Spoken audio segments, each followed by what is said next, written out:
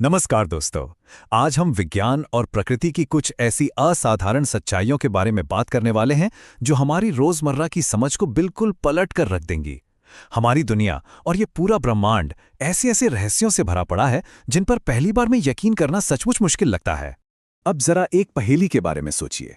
एक बेहद प्राचीन शिकारी जीव, कई दिलों वाला एक समुद्री प्राणी और हमारा ये अनंत ब्रह्मांड। इनमें आपस में क्या कनेक्शन हो सकता है? पहली नजर में लगता है कि कुछ भी नहीं, लेकिन आज के इस सफर में हम इन्हीं अनसुलझे रहस्यों को डिकोड करेंगे। तो चलिए बिना किसी देरी के शुरू करते हैं भाग 1, समंदर के रहस्य, अनोखे समुद्री जीव। और हमारी पहली पहेली समंदर की अंधेरी गहराइयों में ही छिपी है। बस एक नंबर की कल्पना कीजिए, 3। अब ये कोई आम नंबर नहीं है, बल्कि मरीन बायोलॉजी का एक बहुत बड़ा चलता फिरता रहस्य है। और ये रहस्य जुड़ा है ऑक्टोपस से। देखिए, जहां धरती के ज्यादातर जीवों के पास धड़कने के लिए सिर्फ एक ही दिल होता है, वहीं प्रकृति ने ऑक्टोपस को 1 या 2 नहीं बल्कि पूरे 3 दिल दिए हैं। अब सवाल यह है कि आखिर 3 दिलों की जरूरत ही क्यों पड़ी? तो इसका जवाब बहुत ही दिलचस्प है। ऑक्टोपस के शरीर में काम का बंटवारा कुछ इस तरह होता है कि इन 3 में से 2 दिल सिर्फ एक खास काम करते हैं। वो खून को ऑक्टोपस के गलफड़ों यानी गिल्स तक पंप करते हैं। और जो तीसरा सबसे मेन दिल है ना, वो उस ऑक्सीजन वाले खून को पूरे शरीर में सप्लाई करने का भारी भरकम काम संभालता है।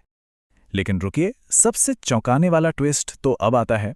हम सब ने टीवी या इंटरनेट पर ऑक्टोपस को पानी में बड़ी शान से तैरते हुए देखा है, लेकिन सच्चाई ये है कि जब एक ऑक्टोपस तैरता है तो उसका वो जो तीसरा मेन दिल है ना, जो पूरे शरीर में खून पंप करता है, वो काम करना ही बंद कर देता है। जी हाँ, तैरने की वजह से वो दिल लिटरली शट डाउन हो जाता है।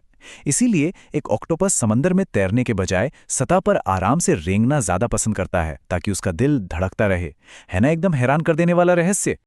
चलिए अब आगे बढ़ते हैं अपनी अगली पहेली की तरफ। अगर मैं पूछूं कि इस धरती के सबसे पुराने और खूंखार शासक कौन थे, तो शायद आप में से ज्यादातर लोगों का जवाब होगा डायनासोर। लेकिन क्या हो अगर मैं आपसे कहूं कि एक ऐसा शिकारी जीव भी है जिसने डायनासोर के पैदा होने से बहुत पहले ही इस धरती और समंदर पर राज करना शुरू कर दिया था। और वो जीव है शार्क। अगर हम समय के पहिए को थोड़ा पीछे घुमाएं तो शार्क पृथ्वी पर करीब 40 करोड़ साल से मौजूद हैं। और डायनासोर, उनका आगमन तो लगभग 23 करोड़ साल पहले ही हुआ था।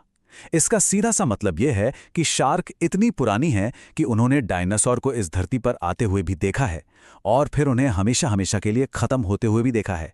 विकास का यह रहस्य सचमुच दिमाग घुमा देने वाला है। आइए अब आते हैं भाग 2 पर, मानव सीमाएं, दिमाग की ताकत। समंदर के इन गहरे रहस्यों से बाहर निकलकर अब हम एक ऐसे बायोलॉजिकल चमत्कार की बात करेंगे जो हमारे और आपके, हम सबके ठीक अंदर मौजूद है। आज हम इंटरनेट को सबसे शक्तिशाली डेटाबेस मानते हैं, लेकिन क्या इंसान का दिमाग इंटरनेट से भी ज्यादा पावरफुल हो सकता है? यहां सबसे दिलचस्प बात यह है कि अगर हम अपने दिमाग की कैपेसिटी को आज के डिजिटल भाषा में नापें, तो ये लगभग 2.5 पेटाबाइट तक का डेटा स्टोर कर सकता है। अब ये कितना होता है? अगर इस भारी भरकम डेटा को किसी वीडियो में बदल दिया जाए, तो ये करीब 30 लाख घंटे की लंबाई के बराबर होगा। इसको थोड़ा और आसान भाषा में समझते हैं। अगर कोई इंसान बिना सोए, बिना रुके, दिन रात लगातार स्क्रीन पर वीडियो देखना शुरू करे, तो दिमाग की इस पूरी मेमोरी को फुल करने में पूरे 300 साल लग जाएंगे। यानी अगर हमें 300 साल की जिंदगी भी मिल जाए ना, तब भी हम अपने दिमाग का स्टोरेज फुल नहीं कर पाएंगे। इंसान की क्षमता का ये एक ऐसा रहस्य है जिसे विज्ञान आज तक पूरी तरह सुलझा नहीं पाया है। अब चलते हैं भाग 3 की ओर, ब्रह्मांड की पहेली, अंतरिक्ष के नियम। अब तक हमने समंदर की गहराइयों और इंसान के दिमाग की अनंत सीमाओं को देखा।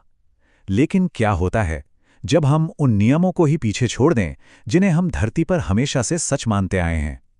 चलिए अंतरिक्ष के कुछ अजीबोगरीब अनसुलझे नियमों पर नजर डालते हैं।